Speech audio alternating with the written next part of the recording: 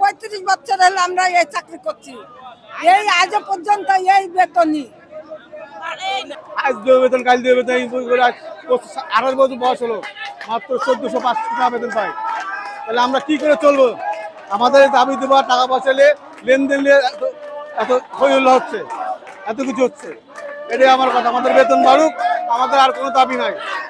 আমরা চাইবো এই 750 টাকা বেতন যদি না হয়, আমরা ভবন থেকে আমার মা বোন সদ্যীয় মুরব্বীরা আমরা কেউ হটবো না। 750 টাকা প্রদান করতে হবে।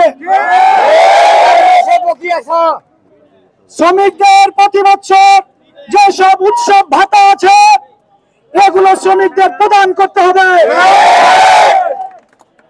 শ্রমিকদের বেতন প্রতি মাসে সর্বোচ্চ 3 তারিখের মধ্যে প্রদান করতে হবে।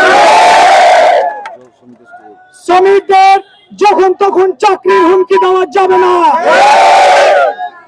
কারো নামে অভিযোগ থাকলে লিখিত আকারে অবগত করতে হবে এবং একই অভিযোগ থাকলে তাকে অন্যত্র ট্রান্সফার করতে পারবে, কিন্তু তার চাকরি না থাকার হুমকি প্রদান করতে পারবে না। কর্মচারীদের নিয়োগ বাণিজ্য বন্ধ করে অস্থায়ী কর্মচারীদের স্থায়ীকরণ করতে হবে।